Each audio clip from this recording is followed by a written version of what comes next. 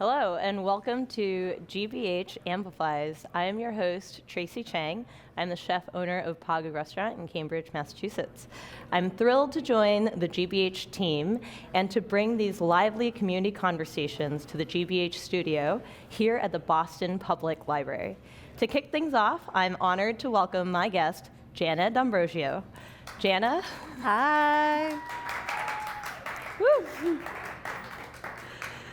Jana is the Thomas F. Peterson Conservator at MIT Libraries and a pioneer in the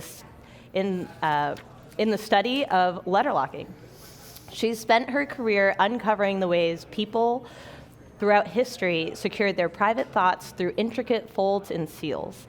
Today, we're going to explore the hidden history of these letters and see how the art of locking information relates to everything from historical espionage to the modern design of the food we share. All right, Jana, welcome. Hi, Tracy. Thank you. Hi, everybody. Thank you. It's an honor to be your first guest on this little mini-series. Can you tell us a bit about some of these artifacts and tools that you've brought here today? There's so many interesting things on the table. Absolutely. We're going to use tools we might see in the kitchen, like this mallet. Tracy's going to demonstrate. That's not a meat tenderizer? I don't think so. It might have been in the past. And then we're going to show how this little apple gall from a tree makes amazing ink through an alchemical process. And we brought little tools that people have used throughout the ages to turn flat rectangular sheets of paper into these teeny tiny little letter packets that can travel through space and time and have all these tamper-proof mechanisms built into them. Great. And I just want to say to the audience members here, we're going to make this a little bit interactive. So if you can raise your hands if you plan on hanging out for the next hour for our show, then we're going to hand out a little something special to you, okay? If you got to go to the bathroom and you're going to be here for like 20 minutes, don't raise your hand. But if you're going to be here for the whole hour, please raise your hand. And we're going to come and hand out some locked letters for you, okay? Jana, what should we do with these letters right now? Everybody, you're going to receive a letter, and they were written by people in the past. You don't have the originals. You have models of the originals. And then you're going to feel what they feel like, and then you're going to hand them to your neighbor. And then we're going to have this presentation, and then your neighbor hopefully will give it back to you, and then you'll open them. And 2 lucky winners will win prizes at the end, after we talk for a little bit about our collaborations and letter locking. Great. Okay, so please raise your hands, and Sandra and Lauren are going to hand out those letters, all right? Okay, so Jana, you spent time at the Vatican, at the UN. I mean, these are big deal, big name places, and they don't let just anybody into these places. Usually they're men, right? So how did you get in, and tell us about that experience at the Vatican.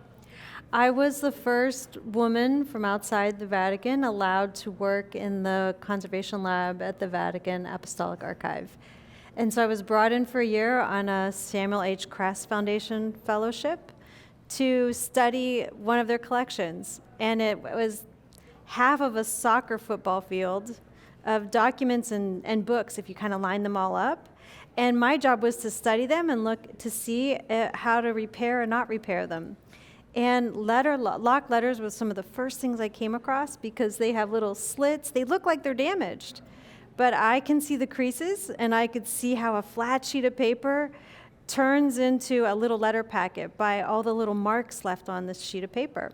And so I started to make models and bring them back. So you're at the Vatican, you're originally there to look at the books, but then hidden in these books, you found these letters. Yeah. And how did you start to give them names? How did you start to build a database? Because these artifacts, they didn't belong to an existing field of study. That's right. So little by little over the last 25 years, as a conservator, the first question we ask is of an artifact, because it's traveling through time, it's come to this moment, and we're the caretakers for it, and we try to figure out what to repair and what not to repair. And so I was looking at these objects and realizing is this something I haven't ever seen before? Will I get back to the States and my mentors will say, yeah, people have seen that before. For the last 25 years, my colleagues and I have, everywhere we go and lecture, we say, surely someone will come up to us and say, here's a book on that. And it hasn't happened. And so we originally thought it would be like a little 30-page paper and we'd be done. And it's turned into this book and a whole new field of study. Yeah, so some of the letters that you found, they date back to the 1300s, you had mentioned. And so can you tell us a bit about some of these famous people, their famous letters? I mean, you've read through some of these letters. You know the secrets, and you have some of these examples, these models with us today. I certainly do. And I would love to tell you about the letters, and I'd also love for you to know that a lot of you can go into your family archive, and I bet you if you start looking, you might start to see creases in letters from your grandparents or your great-grandparents. Everybody wrote letters who had access to paper, and it was the only way to send your letter before the modern-day envelope in the 1850s. And so pick some letters here that you can go to the Mass Historical Society and see how Phillis Wheatley, our first known African-American poet in the United States, see how she locked her letters. Or you can go over to the Houghton Library at Harvard and see how John Donne locked his letters. Queen Elizabeth locked letters. King Oyo Honesty from Africa locked letters. And then this one is from a trunk of undelivered letters. And 600 letters have never been opened. And our team, international team, used algorithms to virtually unfold and read the contents of this letter for the first time a few years ago. And so when you were starting out, and you weren't just out there, using Twitter or, social media channels to just tell the universe about these discoveries that you had found, right? And so how did you connect with your international team of collaborators that you have today, right? Like, tell us about the John Donne letter and how you found Daniel Starza Smith. I mean, how did you find these people? Well, kind of like the same way that we met and started our collaboration. Tracy and I have been making lock letters for PAGU for over a decade now. And I met Daniel because he was studying, he's a professor or a scholar at King's College in England.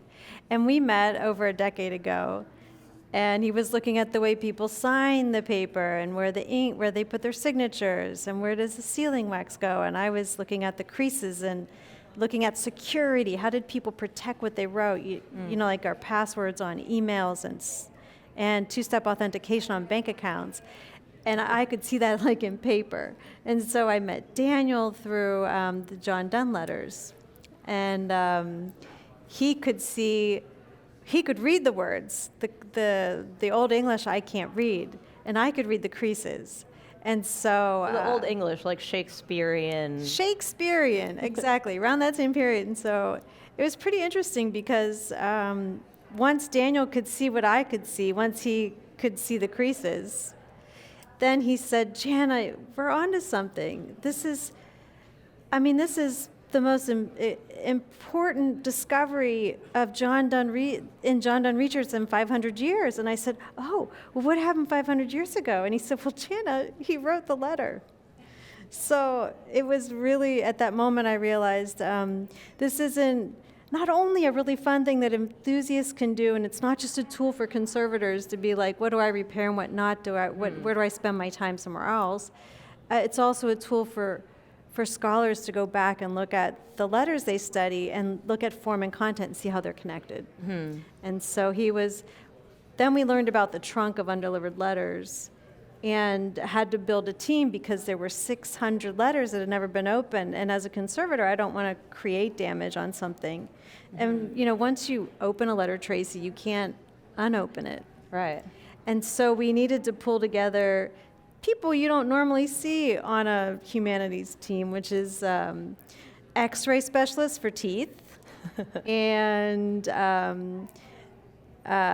Origami artist? algorithm engineers from the Center of Bits and Atoms at MIT. So how did you find these folks at MIT? Again, did you like send out a tweet? I mean, this is probably before the time of Twitter as well. It all would, like the one was very kind of organic and fun. We were building an exhibit for the libraries, and we needed to bend some plexi to help support a book. And we reached out to Mike Tarkanian in the Material Science and Engineering Lab, and we almost always gave people a letter. Yeah. To say, oh, hi, here, this is what we do in the lab, and this is what this is like an interesting thing. Have you ever seen it? Mm-hmm. And so he said, oh my gosh, you need to meet my friends, who love to fold letters too, the Domains and Brian Chan. And I said, oh great, I'll meet them. And then we met, and they love to fold paper too. And look so at when you different give things. someone a letter, Yeah.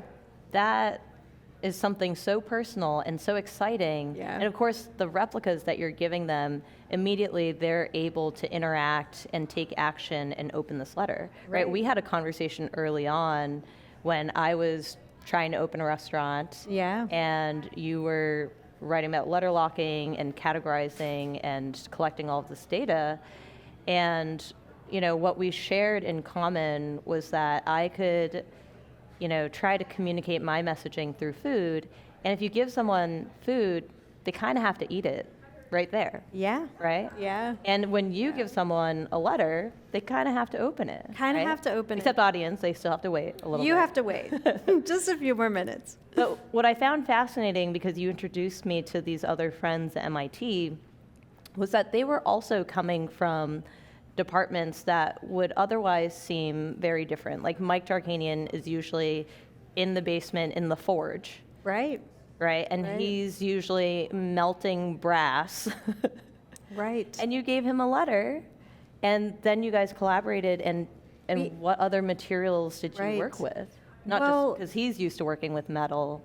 It was wonderful, because from just reaching out for a favor or some help, over the years we provided opportunities for students to invent, like create an invisible pillow that's still in the works. But how can we unfold a letter for a few seconds, put it on an invisible pillow, grab a photograph of it, and then take that off, and you've still preserved all the crease directions. So that grew out of this project, out of just an old letter. Invisible pillow.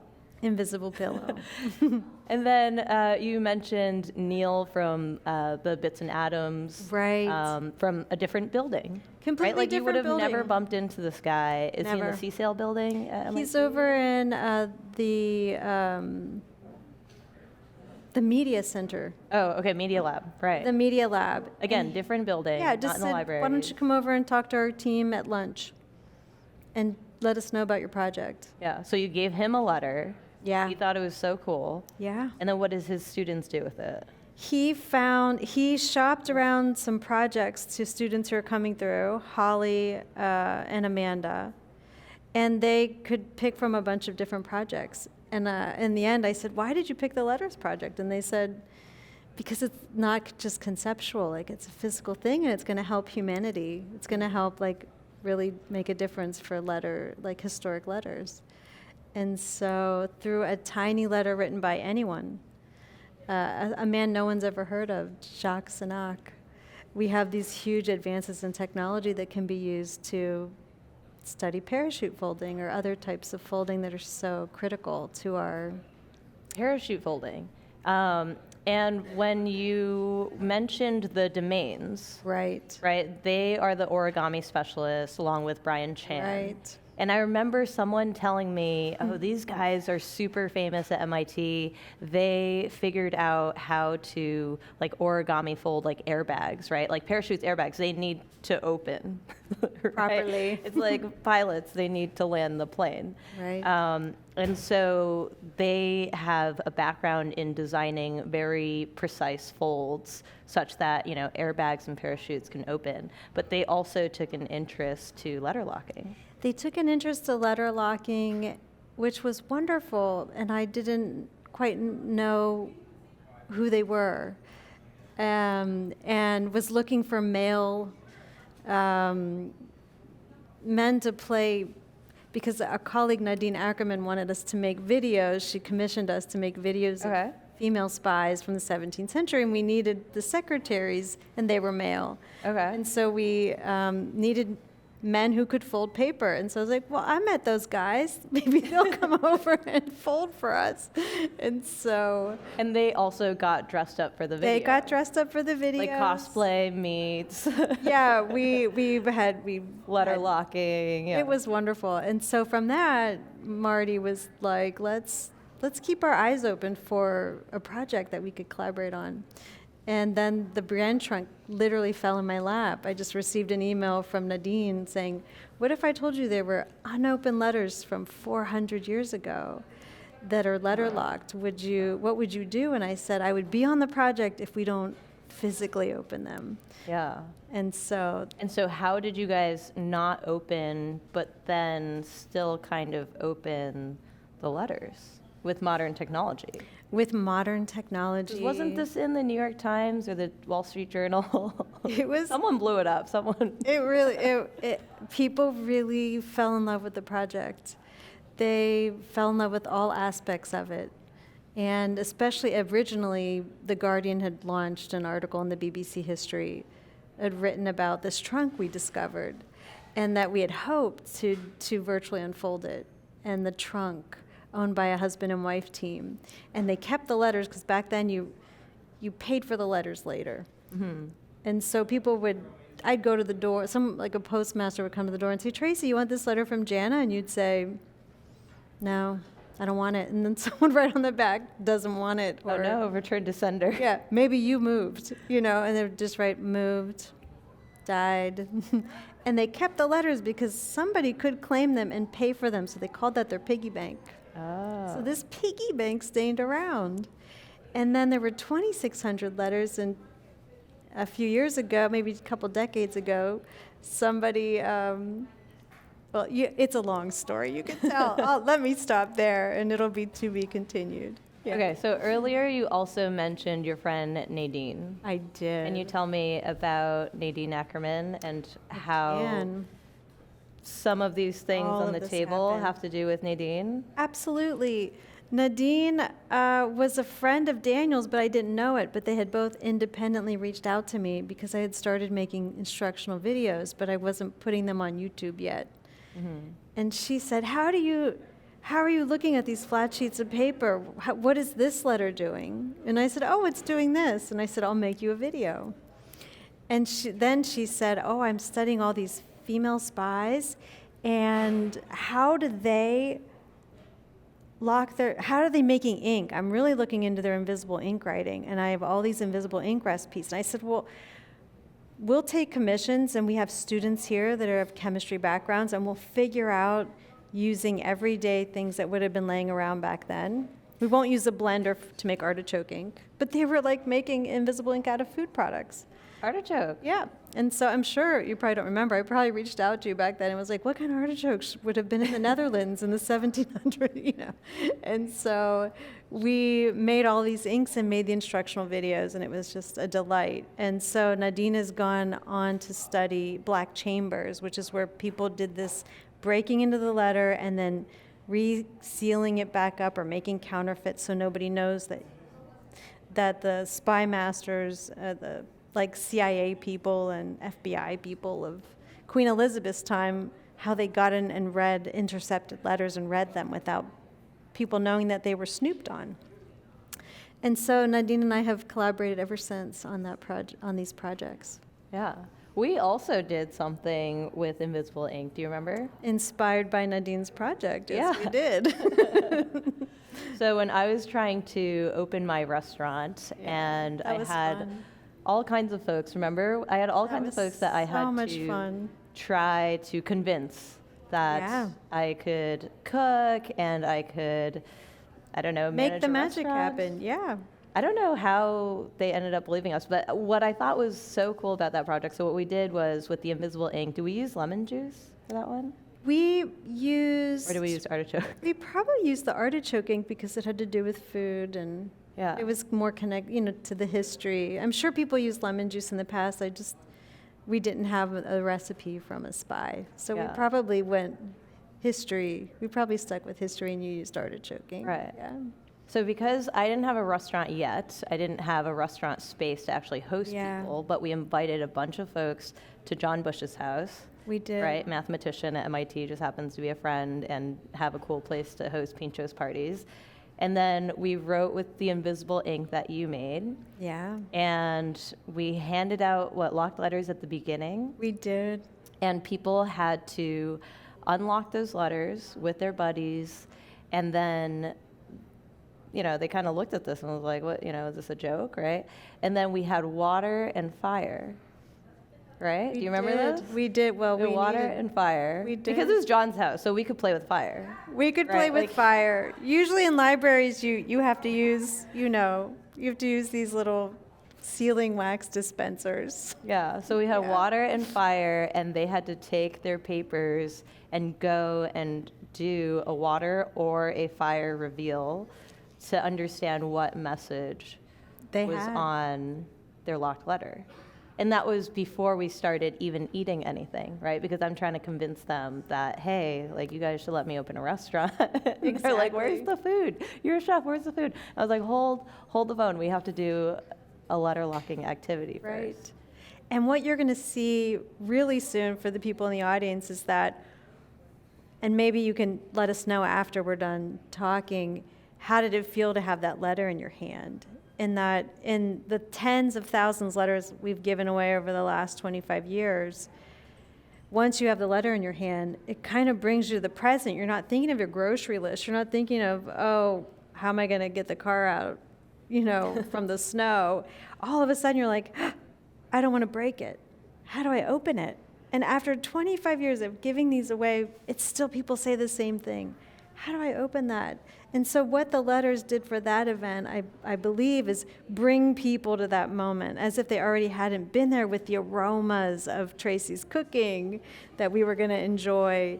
But that letter also starts to get you to ask questions and get Makes you you in the present. moment. No It makes one's you present. on their phone or thinking about Yeah. their groceries or the snowpocalypse. Right. And so I think it has a lot to unlock to us, and the power of handing people letters or writing them or Because when you first gave me a locked letter, I was transported in a time machine back to, I think, middle school when I was passing notes with my Yeah. friends. And I would fold them in certain ways because I had learned some origami. And so all of these things that you're mentioning, I mean, I had no context of John Donne's letters or Phillis Wheatley's letters, but it took me back to being a kid again. yeah. And there's something fun and kind of innocent about that too. There really is, and we do see some of the letters that persist as notes for kids. We starting to see their origins in letters that were sent for people to receive. And so I think that part is thrilling in that when I would go home to see my family over the years, and I'm a trained bookbinder, and I'd say, let's make a book. And my sister-in-law would be like, oh, great, we're doing crafts, This is so, not something you do every day. But when we started to letter lock, the kids were doing it. My mom would do it. We would, in order to give you letters in the past, my nieces and nephews who are now older now, I would say, I'll give you ice cream if you lock these letters for me, or John and Ann's kids, Yeah. our buddies. And it's like a 5 to 10 minute activity. Right. Remember when we did the activation at the MIT Museum? Yeah, that For was the After Dark blast. series? Yeah. So the theme was grow, and it was April, was it Yeah. 2 years ago? It was April almost 2 years ago. 2024. Yeah, it was almost. And so we wanted people to understand how we could lock letters, but also include seeds inside, Yeah. right? So that they could take those seeds and go home and plant and grow something That's of their exactly own. right. That's Right? exactly right. So a locked letter can be so many different Right. things. Right, Like and- it was its own envelope and little parcel. It's approachable. Everybody did it. And then when I asked my sister-in-law, of all the things I've invited you to make, why is the letter so approachable? And she said, because has done this, and it doesn't seem scary, and it's fun. Yeah. And so, and it's just one sheet of paper. That's all you need. All you And it need. does thousands of different configurations. We're just at the tip of the tip of the tip of the iceberg to the discovery of all the varieties of letters. So shall we use that meat tenderizer for something? Let's do it. You ready? And these are some of the letters that the audiences have received. We wanted our TV family to see that. These are the fronts, and these are the backs. Now we're going to get into some alchemy over here, and I would love for you to... Right, we're going to use this. This is called a gallnut. I don't know why in history Gallnut. This grew. A fly went under the skin, we'll call it the bark of a tree, and a wasp, I think, and started to lay eggs. And the tree had a reaction because it didn't like this thing living in it, and it formed this little nut. And then somebody was walking by and said, I'm going to grab that, mix it with some rusty nail water, and I'm going to make ink from it. Rusty nail water? Rusty nail water. But you can't just use this circular thing. You need to bash it. So usually You can't just make like an acorn off the street. Yeah, I mean, we haven't tried to make it from an acorn. Okay. But usually, so if you need to let out any frustrations, I don't know if you. So chefs have a lot of pent up. Could you just smash that for the audience, dear Tracy? All right. Yeah. Hopefully GBH won't hold me liable for this table. There we go. That's all you got to Right. do. There is often a little dead bug in there. Ooh. And if it doesn't, there's a little hole, and then the bugs kind of get out of the hole, and sometimes they don't all get out. So sometimes you see we've disrupted some tiny little grave, but okay. But now we have this, Tracy. Now don't look away. If you're on your phones, definitely look up. Don't film because we already have the video on YouTube, Letterlocking channel. So you'll want to watch this because it's really quick. Letterlocking.com, right? Letterlocking.org. .com and YouTube it's on YouTube. So you're going to grab these, Tracy, and at the same time you're going to pour them. And everybody watch the empty container, okay? Okay. I've never done this before. I've only done the ink. I think you're gonna love it. Okay. I think just at the same time. All of it? Yeah, you can pour all of it in. Everybody look. Ready? It's really quick. Ready? 1, 2, 3. Woohoo. Pretty. That was fast. Yeah. Very cool.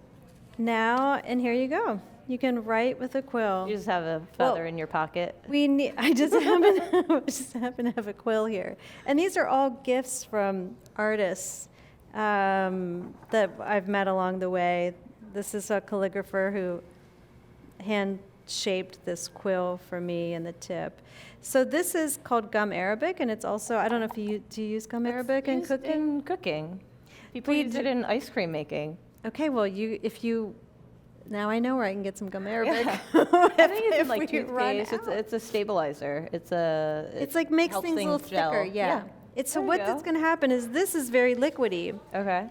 We have little gels and stabilizers in our everyday writing paper. If you were to write on this, the ink might not stay in the shape of an A or a B. And so this gum Arabic is going to help us. Oh, all right. We don't need like a blender to. We could, but we're going to improvise. Okay. We'll just... What's a feather for if not for I know, mixing honestly. gum Arabic? Do you remember feather dusters? Does anyone remember a feather duster? I literally grabbed this quill because I had like a little sculpture. I'm like, I wonder if that'll get all the dust out of this little Here, intricate I have a thing. tissue.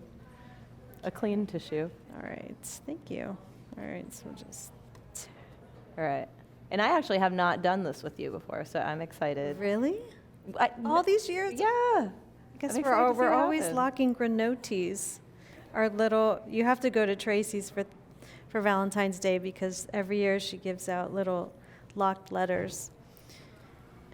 Okay, Tracy, so you're going to dip your ink and then you're going to write right here and then we'll hold it up. So you can write a little message All right, to our friends out there. here we go. Oh. Wow, a little bit of ink goes a long way. It does, and it takes a lot of time. So can you imagine writing your whole letter you can't erase? Whoever sharpened this quill for you did a great job.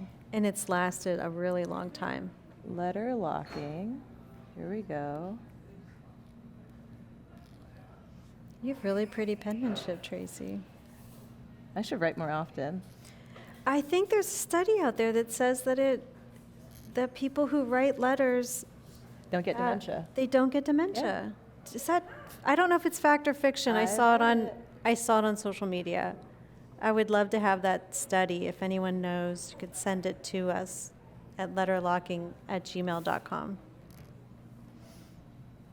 Aww. All right, let's see if I can draw a pug with this feather Okay. or quill. Not bad. What do you think? I think that's really nice. It's a little love letter, Tracy. Chef Tracy has made for us. Letter locking loves GBH, loves Pagu. Cyclical. Nice. Beautiful. All right. So we We should talk about the other events that you have coming up as well, we could do that, and then right? let's definitely. And then the audience is probably sitting on the edge of their seats I know. wanting to open their letter. Who's ready to open your letters? Yeah. And we have another surprise for them because they stuck around. Yeah, we do. We should talk about that. do. But first, we should mention that you're going to be doing a local workshop next week. That's right. At the Isabella Stewart Gardner Museum has their first Thursdays next Thursday, and we will February have February 5th, I believe. Okay, February Yeah. 5th, Thursday, 5 The o'clock to 9 5th. o'clock. 5 to 9. You can go to you can register and go to the Isabella Stewart Gardner Museum, and I'll be in the studio. And then we'll also have a scavenger hunt. So you can go throughout the museum looking for letters and lock letter type things throughout their collections, and they have quite a few. It'll be a lot of fun, and there's a prize. So please join us. That'd be great. Right. And also, if you can't make it next Thursday, then if you come to Pagu during Valentine's week, we'll have locked letters We will. on the table for all the guests. will. So Will some look like this? this cutie little locked letter is one of our newest shapes and forms, Yeah. right? So it's a little hug. And you and Johnny were sitting at the bar, 2 months ago? We were. And we were talking about locked letters, and you guys came up with this. We came up with this, and you'll see when you open it what it's all about. So we're premiering it today to share it with you. And 2 people in the audience have this letter. So why don't you, out in the audience, you can trade your letters back to the original people who had them, and go ahead and open them up. And then please let us know who has their letter. Who has the pug letters? Yeah. Who has these? So the pug letter. You can raise your hand or You're a stand up. winner. Congratulations. We have 2 winners, Great, right? we have 2 winners. Yay. All right. So we have special prizes. And then for the other participants, we also have a surprise that Sandra's holding on to. If you would like, we brought some onigiri, because to talk about food and to be a chef is one thing, but we have to bring the food. We have to bring the food to the people, okay? And so today we brought for you an onigiri. And so, Jana, you showed me this letter just before we started filming today. I mean, you can't make And this looks up. like an onigiri. We did it. I was like, we should design a letter like onigiri, but we already have one. This is a Freemason's letter. that was found in the prize papers that are now housed at the National Archives in Kew, and they're the largest known collection, some 40,000 letters of unopened letters from several hundred years ago. This one was opened, and we were able to study it. And so look at this beautiful shape that it makes. Looks just like the onigiri. Yeah. Do you want to tell people about the onigiri and how to eat it? Yes. So the onigiri also has instructions on there. You'll see a 1, 2, 3. And so if you take the 1, you want to peel back all the way through. That red little tab will go all the way around. And so what this is it's a little rice ball, and there's seaweed that's tucked into the plastic. And so what we're trying to do is take off that plastic with that number 1. Then you'll see that 2 and 3 are the corners, so that if you dangle 2, it'll come out. And then if you dangle 3, it'll come out, such that the plastic will be removed. And then the nori, the seaweed inside, will now be touching the rice ball. And that way the rice ball doesn't get the seaweed soggy ahead of time. But it's a beautiful kind of design packaging situation that the Japanese invented. Like you've It's locked. locked your seaweed. It's a locked onigiri. It's brilliant. We should try to make a letter like that, I think. Yeah. And then we just always think about how we see the materials. We've seen how the inks have ingredients. And then around the kitchen, we have sealing wax to protect Modena balsamic vinegars or chocolates from next door at Burdick's. Wines, vinegars. This is mosto. And then, even at Burdick's next door, they lock their wooden boxes of chocolate mice. Maybe you've had these before, very kind of Boston, Cambridge. I think their first shop was in Harvard Square. We have been there multiple times. Probably trying to come up with, think of our ideas.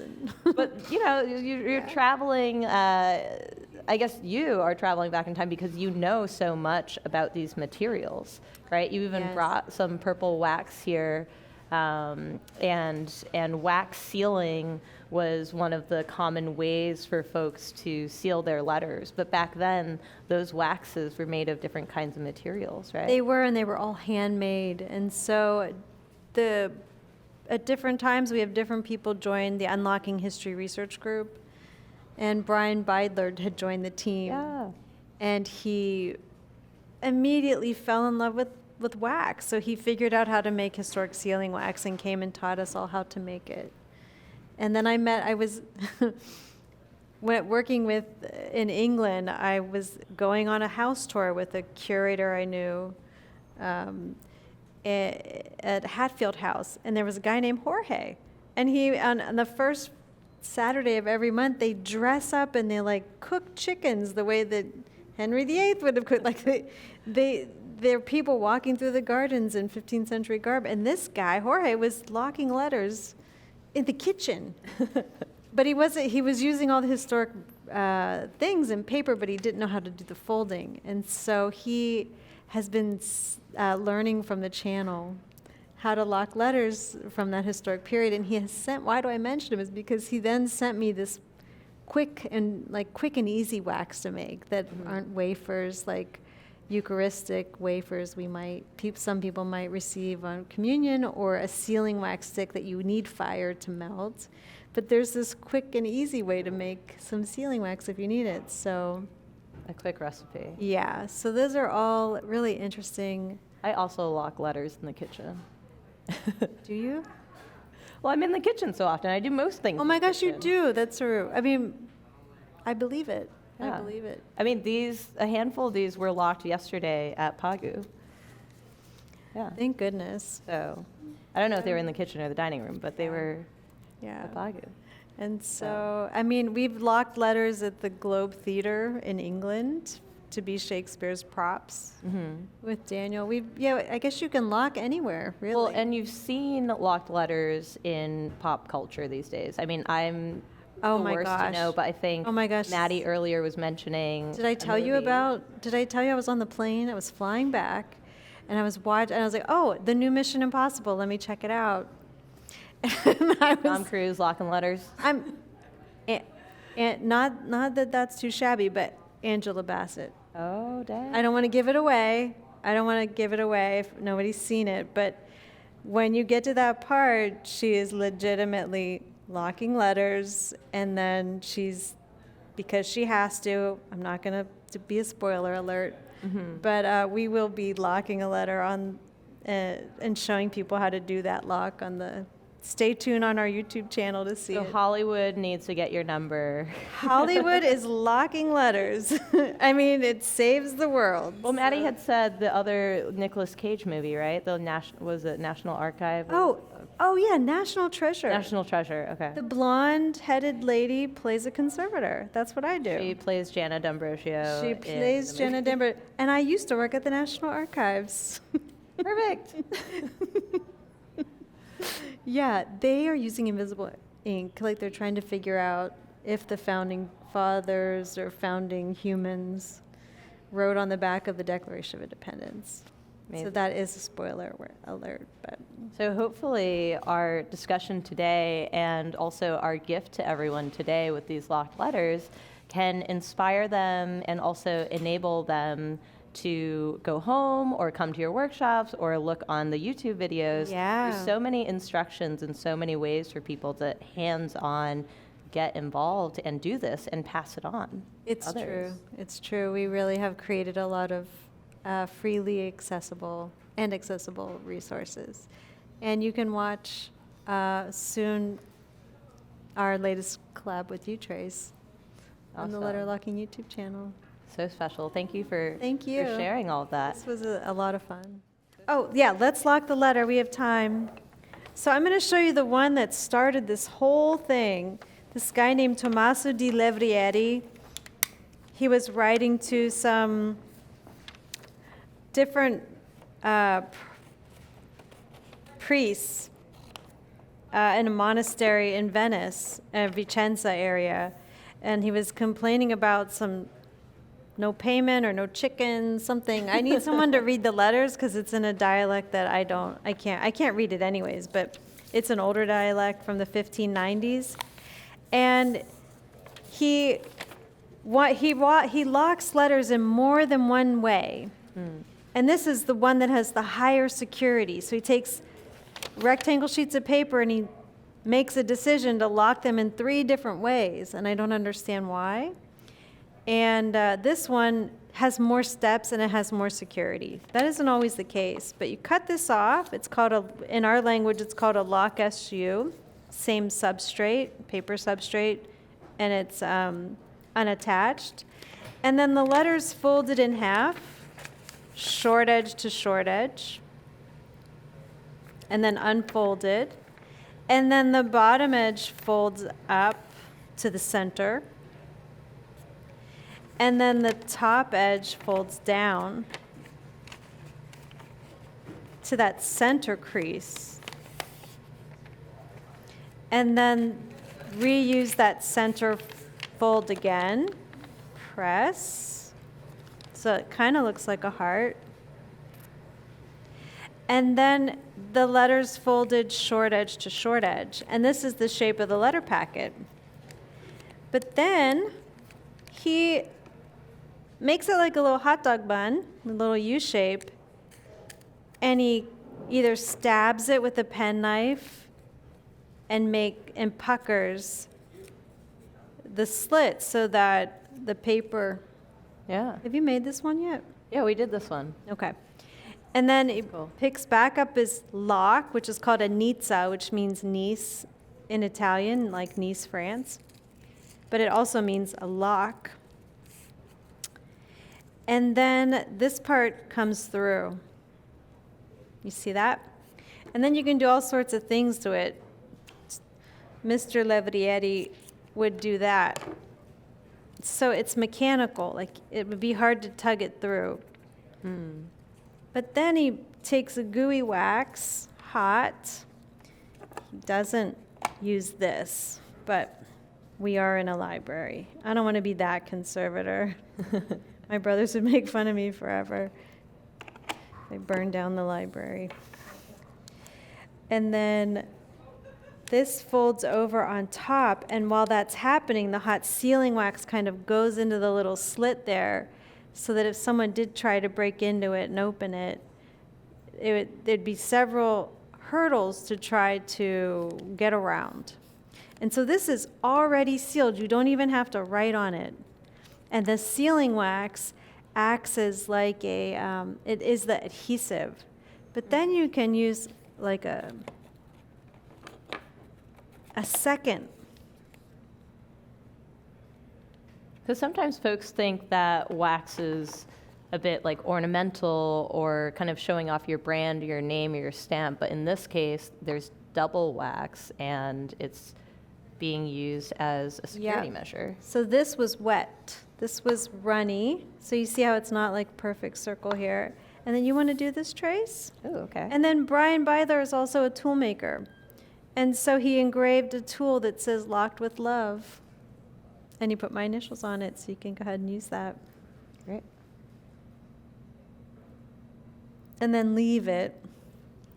I'm a bookbinder, and so in bookbinding, you heat the tool, and then you impress it into leather or parchment or skin. And I was burning all my letter locking stamps, because I'm like, I can't get this to work. But you don't heat the tool in letter writing and seal stamping for letters. So You heat the wax. You heat the wax. Yeah.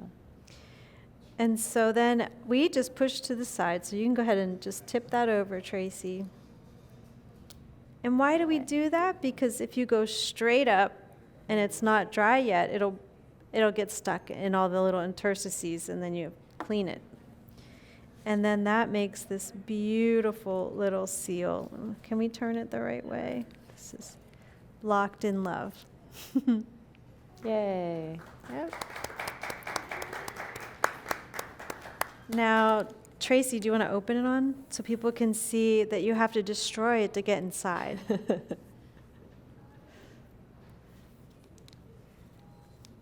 want me to destroy it? Really? Yeah. Well, and How do you want me to destroy it? well, There's more if than you one want the lock to stay attached, you would tear it back here. If you want the little parts to fall off, you would tear it on this side.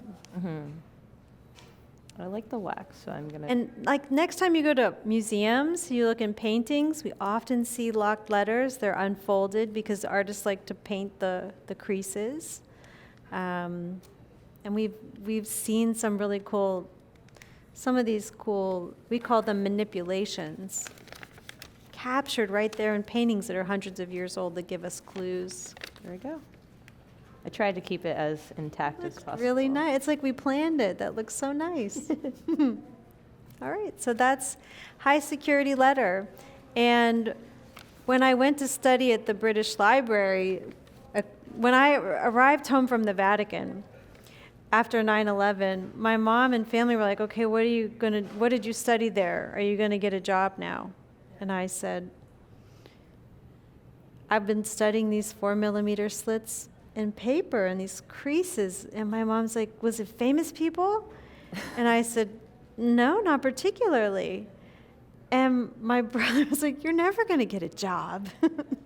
And so then I thought, well, they're my public. Who is famous that they know? I didn't go looking for the famous people. And so when I went to the British Library, the curator actually came out when I was in the reading room and said, what are you studying? And when I told her, she said, I said, I just need to look at one letter by Queen Elizabeth because my family knows who she is. Or the public knows this famous person, so if I can say she's doing it, then maybe... Then it's cool. Maybe it's cool, but also maybe people are more engaged. It's more engaging than just some regular person like us. Yeah. And then that happened. And I said, I just need one letter. And she said, no, we need you because you can see the creases. You can see all this information, and we've never studied that, so we can look at it with fresh eyes. And by doing that, then we realized, and why do I mention it, is because Queen Elizabeth's spy masters, there's still lots of work to be done. Queen Elizabeth's security team was locking letters the same way that this guy in Italy around the same time period was locking his letters, the same few techniques, maybe some more. And we don't know why. How did they learn it? We've been looking for the instruction manuals, and we haven't found any yet. So it took us 25 years to launch the field, and thanks to MIT and grants from the Seaver Institute and the Dalmas Foundation and the support and all the collaboration, what probably would have taken 50 years. And Tracy, all of the support you've given over the years. Our research team would literally go upstairs in the restaurant when they would come to town. She would feed us, and we would spread everything out on all the tables when the restaurant was closed, so we would have uninterrupted time to be together.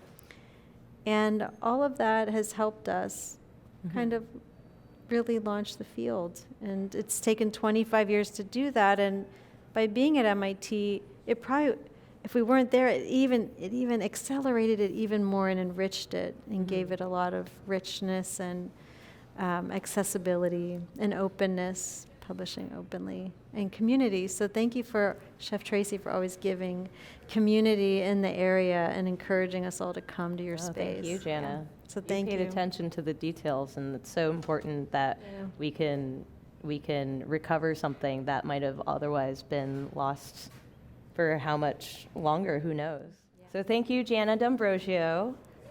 Huge thank you for sharing your world of letterlocking, for discovering this, and I'm just so energized by the conversations that we had today. And I just want to thank again GBH Amplifies for giving us this platform to tell the story today. And so hopefully you'll tune in next time. In February, I think there's a little bit of construction going on here at the BPL. So I will be back March 26th for a back-to-back episode. And I do want to give a shout out to the production team here. So let's see if I can get these names in proper accent. Juan Jose Cadena Dueñas, Maddie Geyer, Steve Baracci, Hannah Eckert, and Olivia Quershow. And a special thank you to GBH Amplifies producers, Sandra Lopez Burke and Lauren Herbert, for bringing us all together today and for making this possible. Yeah. I am Tracy Chang, the chef owner of Pagu Restaurant in Cambridge, Massachusetts, and thank you for joining us all here today at the Boston Public Library.